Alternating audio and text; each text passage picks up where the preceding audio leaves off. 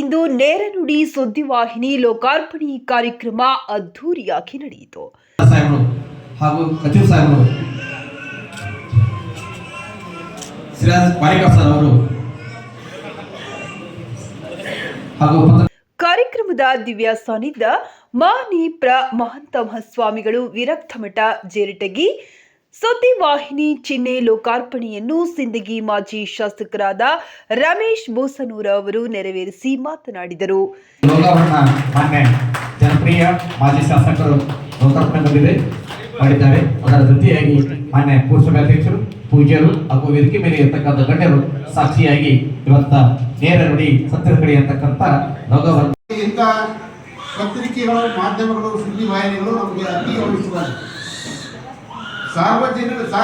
ಸಾರ್ವಜನಿಕ ಜೀವನ ಒಂದು ಆಡಳಿತ ವ್ಯವಸ್ಥೆ ಪಾರದರ್ಶಕವಾಗಿರಬೇಕಾದ್ರೆ ಇದರ ಮಹತ್ವ ಬಹಳ ಇದೆ ಎಂಬುದು ಇವತ್ತು ನಾವು ಅರ್ಥವನ್ನು ಮಾಡಬೇಕಾಗಿದೆ. ಪ್ರಜಾಪ್ರಭುತ್ವ ವ್ಯವಸ್ಥೆಯಲ್ಲಿ ಪ್ರಜಾಪ್ರಭುತ್ವ ಗಟ್ಟಿಯಾಗಿ ಉಳಿಬೇಕಾದ್ರೆ ಪ್ರಜಾಪ್ರಭುತ್ವ ಪತ್ರಿಕೆಗಳು, ಸುದ್ದಿವಾಹಿನಿಗಳು ಪಾತ್ರ ಬಹಳ ಮುಖ್ಯವಾಗಿದೆ. ಅದಕ್ಕಾಗಿ ನಮ್ಮ ಸಂಪಾದಕರಾಗಿ ಕೆಲಸ ಮಾಡತಕ್ಕಂಥ ಇಸ್ಮಾಯಿಲ್ ಶೇಖರ್ ಈಗಾಗಲೇ ತಮ್ಮ ಪ್ರಾಸ್ತಾವಿಕ ಮಾತುಗಳನ್ನು ಹೇಳಿದ್ದಾರೆ. ಈಗಾಗಲೇ ಅನೇಕ ಪತ್ರಿಕೆಗಳಲ್ಲಿ ನಾನು ಕೆಲಸ ಮಾಡಿದ್ದೇನೆ, ಅನುಭವವನ್ನು ಹೊಂದಿದ್ದೇನೆ. ನನ್ನದೇ ಆದ ಒಂದು ಸಿಂದಗಿಯಲ್ಲಿ ಒಂದು ಸುದ್ದಿವಾಹಿನಿ ಒಂದು ಹೊರತರಬೇಕು ಎಂಬ ಮಹಾದಾಶಿಯೊಂದಿಗೆ ಹೊತ್ತು ಬಂದು ಸಿಂದಗಿ ನೆಲಕ್ಕೆ ಬಂದಿದೆ. ಈ ನೆಲದಲ್ಲಿ ಬಹುಶಃ ನನ್ನ ಕಾರ್ಯದಕ್ಷತೆಯನ್ನು ತೋರಿಸಬೇಕು ಎಂಬ ಹಂಬಲ ಅವರಲ್ಲಿದೆ. ವಿಶೇಷವಾಗಿ ಎಲ್ಲ ಪತ್ರಿಕಾ ಮಾಧ್ಯಮದಲ್ಲಿ ವಿಶೇಷ ಮಾಡ್ತೇನೆ. ಬಹುಶಃ ನೀವೆಲ್ಲ ಈ ಪ್ರಜಾಪ್ರಭುತ್ವ ವ್ಯವಸ್ಥೆಯಲ್ಲಿ ನೀವೆಲ್ಲ ಪತ್ರಿಕಾಗಳು ಯಾವ ಪಕ್ಷಕ್ಕೂ ಸೀಮಿತರಲ್ಲ. ಎಲ್ಲ ಪಕ್ಷಗಳು ನಿಮಗೆ ಸೀಮಿತವಾಗಿವೆ. ಎಲ್ಲ ಪಕ್ಷಗಳು ನಿಮ್ಮ ಜೊತೆಗೆ ಕೂಡಿವೆ. ಆ ಜೊತೆಗೆ ಒಂದೇ ಇರ್ಬೋದು, ಕಾರ್ಮಿಕರಿರ್ಬೋದು, ರೈತರಿರ್ಬೋದು, ಅನೇಕ ಎಲ್ಲ ಸಾರ್ವಜನಿಕ ಜೀವನಗಳಿರ್ಬೋದು, ಅನೇಕ ರೈತ ಮಿತ್ರರಿರ್ಬೋದು. ನಿಮ್ಮೆಲ್ಲರ ಕಷ್ಟ ನೋವುಗಳನ್ನು ತಾವೆಲ್ಲ ಸದಾ ಸುದ್ದಿವಾಹಿನಿಯಲ್ಲಿ ಬಿತ್ತರಿಸುವಂಥ ಕೆಲಸ ಆಗಬೇಕು.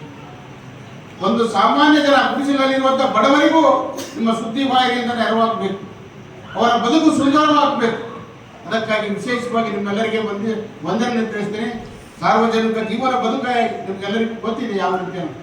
ಅದಕ್ಕಾಗಿ ನಿಮ್ಮಲ್ಲಿ ಬಹಳ ವಿನಂತಿಯನ್ನು ಮಾಡ್ತೀನಿ, ನಿಮ್ಮ ಜೀವನ ಪಾರದರ್ಶಕವಾಗಲಿ, ನಿಮ್ಮ ಜನ ಒಂದು ಕನ್ನಡಿಯಾಗಿ ಇವತ್ತು ಹೊರಹೊಮ್ಮಲಿ. ಯಾಕಂದರೆ ನಿಮಗೆ ಬಹುಶಃ ಅನೇಕ ಹೇಳಿದರು, ಇವತ್ತು ಅನೇಕ ಆರೋಪಗಳು ಬಂದ ಸಾರ್ವಜನಿಕ ಜೀವನದಲ್ಲಿದ್ದಾಗ, ಅನೇಕ ಆರೋಪಗಳು ಬಂದಾಗ ನೀವು ಯಾವುದೇ ಎದೆಗುಂದದೆ ನೇರ ನುಡಿ ಎಂಬ ಸುದ್ದಿವಾಹಿನಿ ಹೆಸರೇ ಇಟ್ಟುಕೊಂಡಂತ ಈ ಮಾಧ್ಯಮ ತನ್ನ ದಿಟ್ಟತನೆಯನ್ನು ತೋರಿಸಿ ಸಾರ್ವಜನಿಕ ಬದುಕಿಗೆ ಒಂದು ಆಸರೆ ಆಗಲಿ ಎಂಬ ಮಾತನ್ನು ಹೇಳಿ ನನ್ನ ಮಾತನ್ನು ಮುಗಿಸ್ತೀನಿ. ಜೈ ಹಿಂದ್. ಇನ್ನು ಕಾರ್ಯಕ್ರಮವನ್ನು ಉದ್ದೇಶಿಸಿ ದಲಿತ ಸಂಘರ್ಷ ಸಮಿತಿ ಜಿಲ್ಲಾ ಸಂಚಾಲಕರಾದ ವೈಸಿ ಮಯೂರ್ ಮಾತನಾಡಿದರು.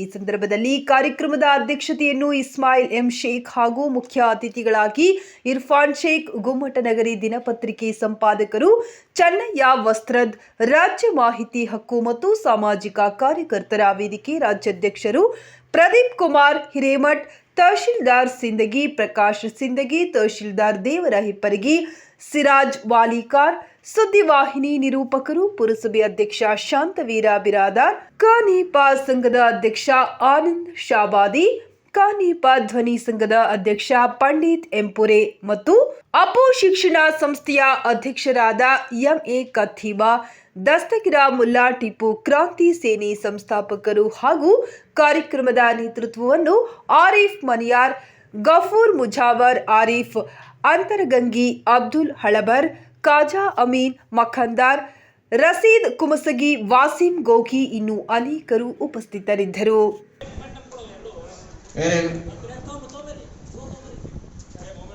ಎಲ್ಲರೂ ಪುಷ್ಪಾರ್ಪಣೆ ಮಾಡೋಕೆ ಎಣಿಸ್ಕೊಳ್ತೇನೆ.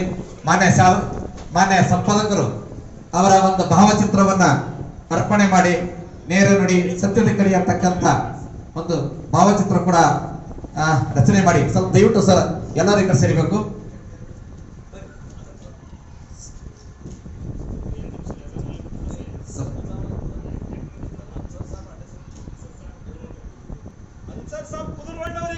ಜಯವಾಗಲಿ, ಜಯವಾಗಲಿ.